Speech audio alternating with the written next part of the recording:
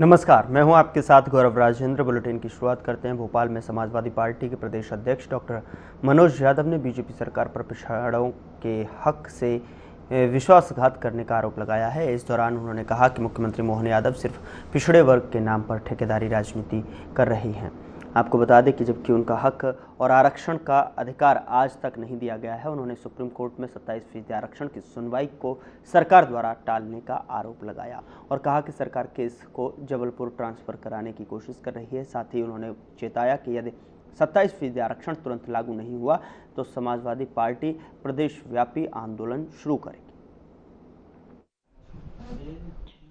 मैंने परसों भी कहा था कि भारतीय जनता पार्टी पिछड़े वर्ग को कभी हक और अधिकार नहीं दिलाएगी। वो सिर्फ इनके नाम पे ठेकेदार बिठा देगी। पहले उमा जी के नाम पे सरकार को लेके आए, बाद में इन्होंने बाबूलाल गौर जी को पिछड़े वर्ग के बिठाया, उसके बाद इन्होंने शिवराज जी को बिठाया जो उनके द्वारा लगभग 18 साल सरकार चलवाई। इसके बाद में आप देखेंगे तो मोहन जी को बिठा दिया पिछड़ों का सभी का ठेकेदार बना के, और कहा कि हम आरक्षण को डंके की चोट पे देंगे। अभी सुप्रीम कोर्ट में मामला चल रहा था, डे टू डे सुनवाई। अबेदुल्लागंज मंडीदीप में वाल्मीकि समाज द्वारा वाल्मीकि जयंती के अवसर पर भव्य शोभा यात्रा निकाली गई। शोभा यात्रा के शुभारंभ के अवसर पर भोजपुर विधायक सुरेंद्र पटवा ने वाल्मीकि स्वामी की मूर्ति पर माल्यार्पण किया, जिसके बाद शोभा यात्रा का मुख्य बाजार में धार्मिक संगठन, सामाजिक कार्यकर्ता, व्यापारीगण ने जगह जगह शोभा यात्रा का स्वागत किया।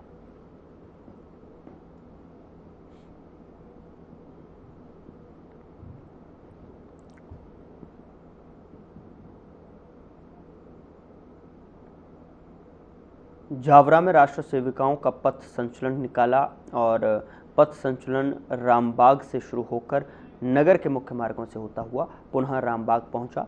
संचालन के पूर्व प्रांत संपर्क प्रमुख रेणुका पिंगले ने अपने उद्बोधन में कहा कि प्रत्येक व्यक्ति को राष्ट्र के प्रति अपना दायित्व निभाना चाहिए। देश हमें सब कुछ देता है, हमें भी देश को कुछ देना चाहिए। उन्होंने यह भी कहा कि संघ में हिंसा का कोई स्थान नहीं है। सामाजिक समरसता पर भी उन्होंने बल दिया। कार्यक्रम में बड़ी संख्या में राष्ट्र सेविकाएं उपस्थित थीं। नगर में संचालन का भव्य स्वागत हुआ। व्यक्ति शाखा में कैसे आती है? कोई भी व्यक्ति। अंग्रेजी में एक कहावत है, विमेन्स पावर इज बाउंडलेस। महिलाओं की शक्ति असीमित है। राष्ट्र सेविकाओं द्वारा निकाला गया संचलन न सिर्फ राष्ट्रभक्ति का प्रतीक है वरन नारी शक्ति का भी प्रतीक है। तपन व्यास। देवास जिले में गेहूं की बुवाई शुरू होते ही किसानों को खाद की भारी कमी का सामना करना पड़ रहा है। कई खाद वितरण केंद्रों पर किसानों को खाद लेने के लिए घंटों तक लंबी लाइनों में खड़ा रहना पड़ रहा है। किसानों का कहना है कि वे सुबह 6 बजे से लाइन में लगे रहे, लेकिन खाद उन्हें दोपहर 2 से 3 बजे के बाद ही मिला। दूसरी ओर खाद वितरण केंद्रों पर ना तो टेंट की व्यवस्था है और ना ही पीने के पानी की सुविधा। किसानों ने कहा कि प्रशासन की लापरवाही के कारण उन्हें खाद की बोरी के लिए घंटों इंतजार करना पड़ रहा है। इस मामले में खाद वितरण केंद्र के अधिकारी ने कहा कि आज पहला दिन है और व्यवस्था में कुछ खामियां आ सकती हैं, लेकिन आगे से इस पर सुधार किया जाएगा। लाइन से खड़े कर दो आप तो सर। जैसे यहाँ खड़ा हूँ लाइन में, और ये क्या है, ये सब दादागिरी वाला काम चल रहा है इनका। कैसी दादागिरी? यही इनके वाले घुसा रहा है लाइन में। मैं खड़ी से आया हूँ। मिल गई आपको खाद? मिल गई खाद? मिल गई खाद नहीं मिला। टोकन में लाइन में लगा हूँ, टोकन है मेरे पास। कब से लगे लाइन में आप? 6 बजे से आया हूँ साहब। व्यवस्था के नाम पे क्या है? व्यवस्था के नाम पे क्या है? व्यवस्था क्या भैया, बैठे हैं हम आराम से, हमने कोई होटल लेना हो, आराम से ले लें, 2 मिनट बाद ले लेंगे। पर ये ज्यादा ही उद्यम मचा रहे हैं ये लोग। किसको शिकायत करी आपने इसकी? शिकायत अब क्या करें, किसको करें? 2 हेड साहब आए थे, उनको भी हमने बोला था। पानी वाली की व्यवस्था? पानी कहाँ मिल रहा? पानी हमारा भतीजा लेके आया था, अभी पानी पिलाया। आप लोग 6 बजे से नंबर हमने 6 बजे लगाया। काय का नंबर था ये खाद के लिए टोकन का नंबर। टोकन मिला हमें यूरिया के लिए, फिर और टोकन मिला हमें 10 साढ़े 10 बजे। बाद उसके बाद हमें अभी यही लाइन है, और जो आए वो लेते जा रहे हैं, और जो पीछे वाला पीछे बैठा हुआ है, ये लेडीज भी देख रही है। सुबह 6-7 बजे से लग गई है। ये व्यवस्था के नाम पे क्या? कुछ भी व्यवस्था नहीं है, ना पानी है ना कुछ ये है। कुछ भी नहीं। आपने किस जिम्मेदार को बताया इस चीज के लिए अवगत कराया? जिम्मेदार सर या कोई भी नहीं है। वो बोरी दी जा रही है, पर क्या है कि कोई देर से आ रहा है, कोई टोकन लेके चला जाता है, बाद में आता है बोलता है कि मेरा नंबर पहले है, पर वो चले जाते हैं टोकन लेके, बाद में आके बोल रहे हैं मेरा नंबर पहले। इससे विवाद की स्थिति बनी थी अभी? वाद विवाद की स्थिति कुछ भी नहीं, मैं पहले ही लेने के लिए है, बाकी टोकन तो सबको मिले, जितने लोग हैं सबके पास टोकन है। उनका कहना है कि यहाँ पे नंबर नहीं मिले, उसके अलावा वाले दी जा रही है। नहीं तो ये यहाँ पे देखिए, ये यहाँ पे ये प्रत्येक व्यक्ति की पावती आधार और हर पावती आधार के साथ में टोकन लगे हुए हैं, जिसको भी मिला है ये सबके साथ में टोकन अटैच है, ये टोकन से ही मिला है सबको।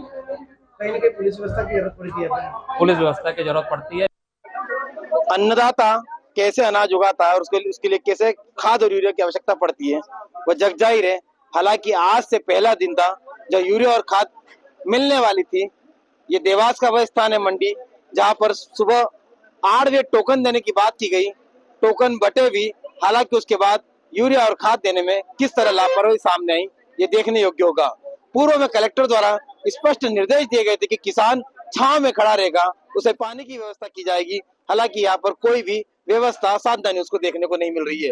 हम सीधे लोगों से बात करेंगे। भैया कब से आप खड़े हैं लाइन में? सुबह 6 बजे से सर। क्या स्थिति बन रही है इसकी? यहाँ तो धूप में खड़े हैं और पानी वानी का भी पता नहीं कुछ। कितनी खाद मिलेगी आपको? क्या 5 बोरी 10 बोरी मिलेगी सर, और उसमें काम भी नहीं होगा हमारा। टोकन कब लिया था आपने? टोकन तो सुबह 6 बजे से लिया है। टोकन मिलने के बाद अभी बाहर दोपहर की 2 बज गई। 2 बज गई, कुछ भी खाना पीना घर से ऐसे ही आए भूखे तरसे। किस गाँव से आप? ये देवास के पास पितावला गाँव है। ये पितावला गांव के किसान थे जो बता रहे कि सुबह 6 बजे से लाइन में लगाओ। देखिए किस तरह से पुलिस को भी यह व्यवस्था संभालना पड़ रही है। पुलिस खुद खाद बंटवाने के लिए किसानों को लाइन में खड़ा कर रही है। हालांकि जिम्मेदार जो है यहाँ पे, अगर बात करेंगे गोडाउन संचालक की या फिर से सुपरवाइजर की, तो पंखे में बैठे हुए हैं और कहीं न कहीं ये किसान जो अन्नदाता है ये खाद और यूरिया के लिए परेशान होता स्पष्ट नजर आ रहा है। माता हम कहाँ से आए आप? हम तो बामनखेड़ा से। कब से लगे आप यूरिया? सुबह 8 बजे से। सुबह 8 बजे। टोकन कितने बजे मिला आपको? मेरे को तो टोकन अभी 11 बजे मिला। उसके बाद आपको अभी तक परेशान होना पड़ रहा है? हाँ, हमने तो कुछ खाना चाय कुछ भी नहीं पिया है।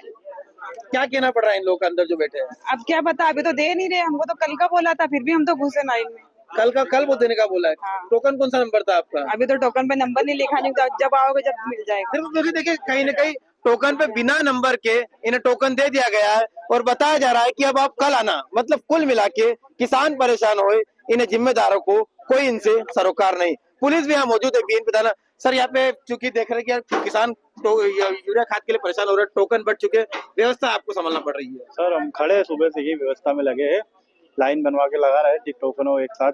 देखा था अभी विवाद की स्थिति भी निर्मित हो गई थी। ठीक है सर, ये आपस में इनके टोकनों के चक्कर में एक खाना खाने जा रहा है, कोई खाना खा के आ रहा है, इस चक्कर में विवाद हो रहा है इनमें। क्या समझाई दी जा रही है इनको? क्योंकि धूप में परेशान हो रहे, पानी की व्यवस्था नहीं है, आपको व्यवस्था संभालना पड़ रही है। हम भी खड़े हैं, ये भी खड़े हैं, सब बिगर पानी के। देखिए किस तरह से पुलिसकर्मी स्पष्ट बोल रहे कि जिम्मेदारों द्वारा कोई व्यवस्था नहीं की गई, हम भी ऐसे ही खड़े जैसे किसान खड़े। तो कुल मिला के जिम्मेदार इस सीहोर पुलिस को क्रिसेंट रेसिडेंसी में हुई नकबजनी के मामले में बड़ी सफलता मिली है। थाना कोतवाली सीहोर पुलिस ने जो है अंतर्राज्यीय चोरों को गिरफ्तार किया है। 15 सितंबर को राकेश श्रीवास्तव ने 10 लाख रुपए नकदी और सोने चांदी के गहनों की चोरी की रिपोर्ट दर्ज कराई थी। पुलिस अधीक्षक दीपक कुमार शुक्ला के मार्गदर्शन में तकनीकी और भौतिक साक्ष्यों के आधार पर 2 आरोपियों को पकड़ा गया। आरोपियों के कब्जे से चोरी किए गए सोने चांदी के जेवर बरामद कर लिए गए हैं और गिरफ्तार आरोपियों में अरुणा उर्फ अरुदा और नीरज कुमार शामिल हैं। पुलिस टीम जो है निरीक्षक रविंद्र यादव, उप निरीक्षक संदीप मीणा और साइबर सेल की भूमिका सराहनीय रही, जिससे जनता में सुरक्षा और विश्वास बढ़ा है।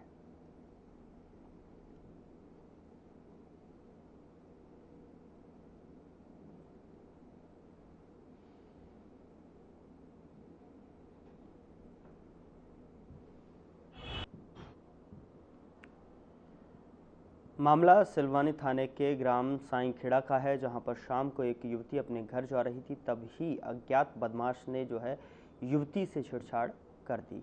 युवती घबरा कर जो है अपने घर पहुंची और घर वालों को यह बात बताई। जब तक घर वाले अज्ञात आरोपी को पकड़ पाते वो गायब हो चुका था। सुबह होते ही यह खबर गाँव में फैल गई। ग्रामीण एकजुट होकर बस स्टैंड पहुंचे। ग्रामीणों की एकजुटता की खबर लगते ही सिलवानी पुलिस मौके पर पहुंची। ग्रामीणों को समझाइश दी गई और हालांकि सिलवानी पुलिस युवती के बयान दर्ज करा रही है और मामला दर्ज कर अज्ञात आरोपी की तलाश में जुटी हुई है।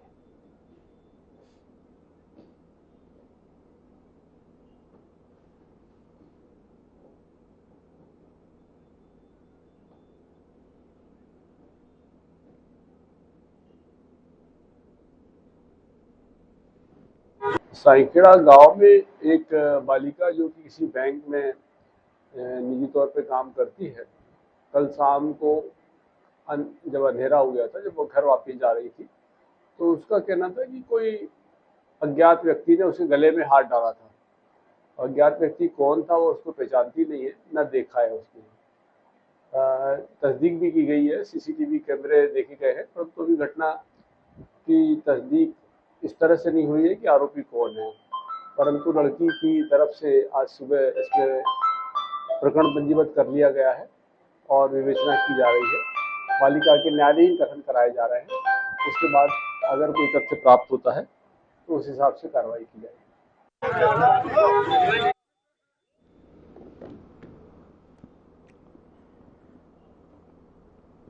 बुरहानपुर के खकनार सामुदायिक स्वास्थ्य केंद्र में एक दरिंदे ने देर रात महिला के डेड बॉडी के साथ छेड़खानी का वीडियो वायरल किया और इस हैवान ने दरिंदगी की हद पार कर दी। वायरल वीडियो को आप देख सकते हैं। दरिंदा किस तरह से महिला की डेड बॉडी के साथ में छेड़छाड़ कर घसीटता हुआ ले जा रहा है, बाद में डेड बॉडी को वापस रख देता है। यह वीडियो वायरल होने के बाद में इस वीडियो की पुष्टि में खकनार सामुदायिक केंद्र का बताया गया है। यह वीडियो 1 साल बाद सामने आया है, जो कि 17 अप्रैल 2024 का बताया जा रहा है। बुरहानपुर अतिरिक्त पुलिस अधीक्षक अंतर सिंह कनेश ने बताया कि खकनार बीएमओ ने खकनार थाने में इसकी शिकायत की थी। पुलिस ने वायरल वीडियो की वीडियोग्राफी निकालकर एक आरोपी को गिरफ्तार कर लिया है। जांच टीम गठित कर इस मामले की बारीकी से जांच की जा रही है। फिलहाल वीडियो वायरल होने के बाद में बीएमओ की शिकायत पर एक आरोपी को खकनार पुलिस ने गिरफ्तार कर लिया है।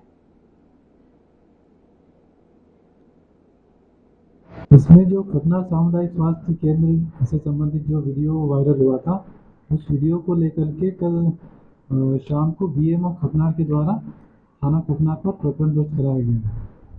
तो थाना खकनार पर इसमें प्रकरण दर्ज किया है। 297 आईपीसी के अंतर्गत इसमें प्रकरण दर्ज करके विवेचना की जा रही है। साथ में जो वीडियोस हैं, इसके 5 वीडियोस जो वायरल हुए हैं, उसको लेकर के भी थाना खकनार पे जांच की जा रही है। और वीडियोस में जिस तरीके से जो लड़का उसमें दिखाई दे रहा है दुर्व्यवहार करते हुए, तो वीडियोस के आधार पर उसकी कुछ फोटोग्राफ्स निकाले गए और उसको अन्य जगह भी भेजे गए। तो उसके आधार पे एक आरोपी को उठाया है और उसको पकड़ के पूछताछ भी की जा रही है। घटनाक्रम किस प्रकार से किया, क्यों किया, इसके बारे में अभी आरोपी हिरासत में और उससे इस बारे में पूछताछ भी की जा रही है। भगवत जाना, बस देखते रहना। गोहद के डिरमनपाली क्षेत्र में स्थित प्रेस्का इंफ्राटेक प्राइवेट लिमिटेड के खदान पर अवैध तरीके से हो रही ब्लास्टिंग से किसानों और मजदूरों की जिंदगी संकट में पड़ गई है। बिना सायरन या चेतावनी के हो रही ब्लास्टिंग के कारण आसपास के खेतों में काम कर रहे किसान अपने काम से हाथ खड़े कर चुके हैं। इसके अलावा भाड़े पर काम करने आए मजदूरों और मशीनरी के संचालन में भी भारी परेशानियां उत्पन्न हो रही हैं।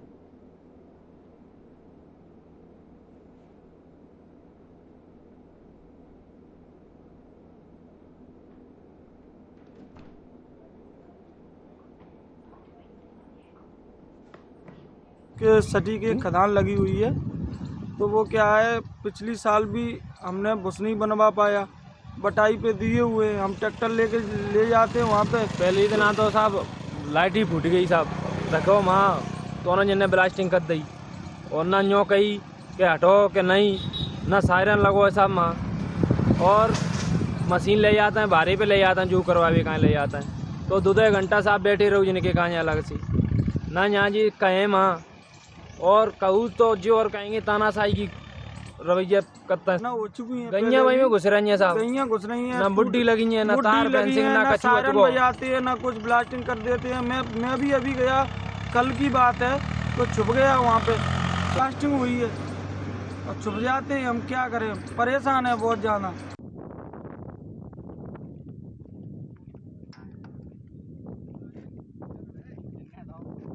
श्योपुर जिले में खेत में काम करते समय एक महिला को करंट लग गया, जिससे उसकी मौत हो गई। दरअसल महिला अपने पीछे 2 बेटों और 2 बेटियों को छोड़ गई है। उनके पति राम दोनों जयपुर में मजदूरी करते हैं। परिवार के जो है पास कुल 4 बीघा जमीन है जो 3 भाइयों के बीच बटी हुई है। मृतक महिला रोजाना खेत में काम कर परिवार का भरण पोषण करती थी। घटना ने पूरे गांव में शोक और चिंता का माहौल है। स्थानीय लोग प्रशासन से जो है बिजली सुरक्षा के उपायों पर ध्यान देने की अपील की है ताकि भविष्य में इस तरह की घटनाओं को रोका जा सके।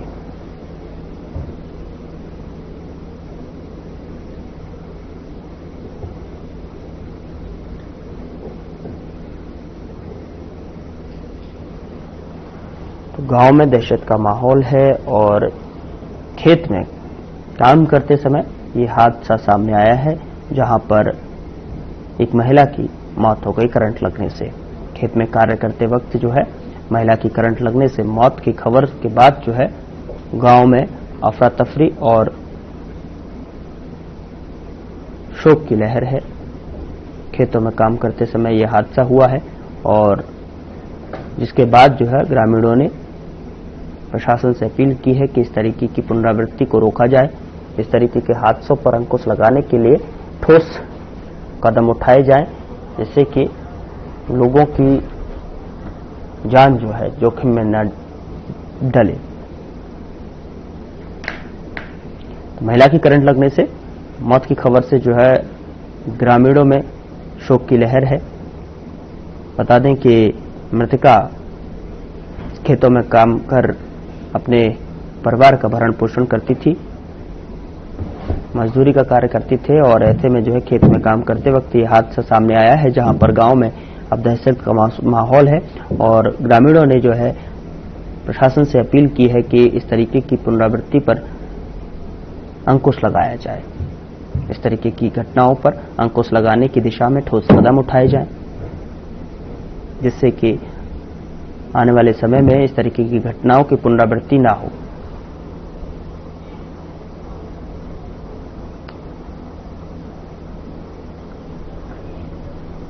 छैगांव माखन में 35 वर्षीय कोटद्वार की करंट लगने से मौत हो गई। कोटवार तालाब के पास खेत की मोटर का सर्विस वायर जोड़ रहा था, उसी दौरान जो हादसा हो गया। घटना से इलाके में शोक का माहौल है। देशगांव पुलिस मौके पर पहुंची और मामले की जांच शुरू कर दी है।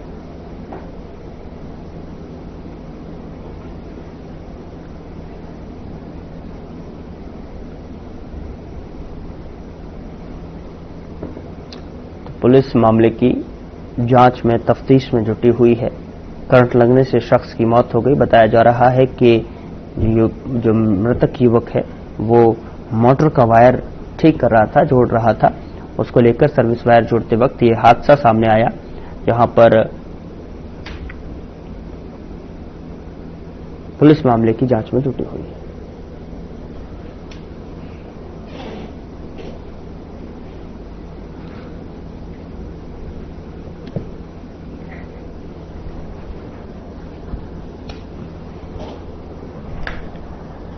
मोहन बड़ौदिया थाना अंतर्गत इमरान के 4 खातों से अलग अलग करके कुल 75 से 80 हजार रुपए खाते से राशि कट गई और जिसकी शिकायत फरियादी ने मोहन बड़ौदिया थाने और साइबर सेल शाजापुर में कराई गई। बता दें कि फरियादी ने मीडिया से बातचीत में बताया कि मैंने ना तो किसी लिंक पर क्लिक किया और ना ही ओटीपी शेयर किया।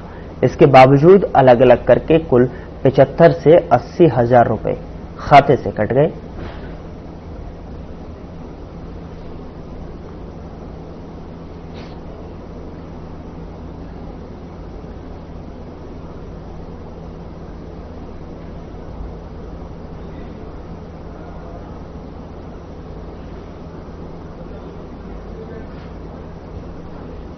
उधर एनपीसीआई ने यूपीआई से जुड़े कई नियमों में बड़ा बदलाव किया है जिसके तहत 8 अक्टूबर से बिना पिन डाले फेस और फिंगरप्रिंट के जरिए पेमेंट और यूपीआई पिन भूल जाने पर बिना एटीएम कार्ड आसानी से पिन रीसेट करने की सुविधा को शुरू किया गया है।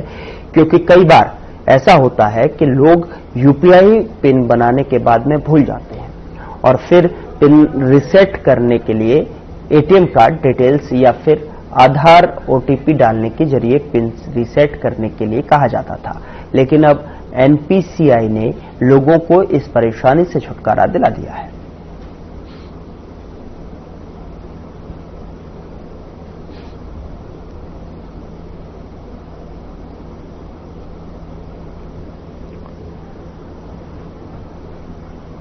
बुरहानपुर के सिलमपुरा निवासी किरण रायकवार ने जानकारी देते हुए बताया कि मैं आभापुरी में आयोजित गरबे के आयोजन में गई थी, जहां पर रात में 12 बजे मैंने 201 रुपए देकर मेरे पोते मेधाश के नाम से कूपन लिया और सुबह 6 बजे जब कूपन खुला तो उसमें पोते का नाम आया। समिति की ओर से 53 लाख रुपए की फॉर्च्यूनर कार दी गई है। बच्चे ने माता पिता और दादा दादी का सपना पूरा किया। 6 घंटे में ही हम लखपति बन गए। समिति की ओर से करीब 50,000 से अधिक कूपन का वितरण किया गया था।